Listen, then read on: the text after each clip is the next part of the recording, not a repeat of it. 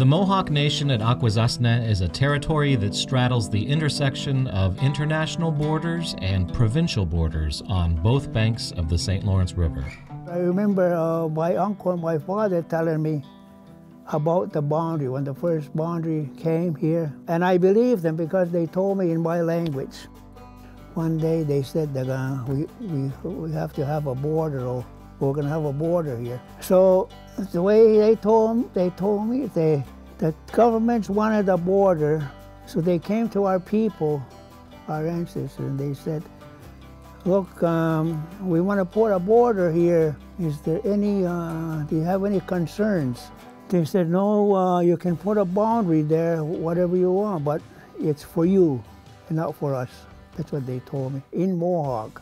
Most of the land and population are in present-day Canada, with a small portion also in the United States. But though divided by an international border, the residents consider themselves to be one community.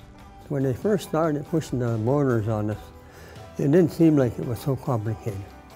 They understood, it seemed like they understood what our situation was. We lived in a three-county area, you know, and it's Quebec, Ontario, and the United States, so we had to go across.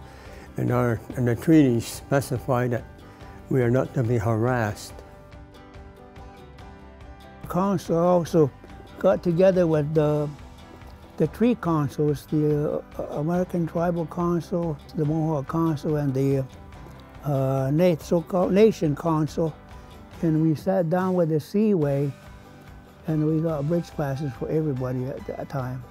Some Akwesasne elders recall the old days, roughly the 1930s to the 1960s, when there was a border checkpoint in the village of St. Regis and another one at the main crossroads in Hogansburg.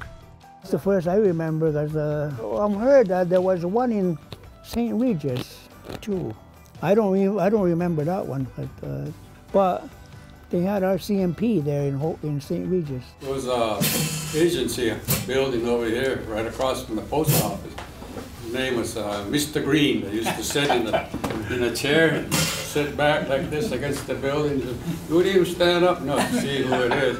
Where are you coming from? St. Regis. Okay, go ahead. Some people also recall the imaginative ways that Akwesasronon came up with to transport their goods to and fro. These people were sneaking cattle across the border, and so one day they had a break, and the head of he had hired hands. He says, today we're going to go and, he says, we're going to buy 15 pairs of boots. So one of the guys says, why so many pairs? There's only 4 of us. He says, what we're gonna do is, before we take these cows off the barge, we're gonna put these boots on there. He says, so when they walk, they won't see the track. The boundaries don't see the track. They go. And also imaginative ways to deal with the prohibition. My grandmother, Agnes Jacobs, had a hotel. The hotel's not right there now, but there was a hotel right on the border. Half of it was on the American side, half of it was on the Canadian side. And of course, she sold beer, and all her guests, when she heard that the Mounties were coming over, they'd shove all the beer on the American side. Due in part to their great sense of humor, a Mohawk tradition, Akwesasronon thrive and move about with ease, as if the border dividing their territory didn't even exist. Like I say, it's how you approach them, and if you're nice to them, they're nice to you. Can I give you a pointer? Yeah. Whenever I go across, I got this little white cockapoo dog.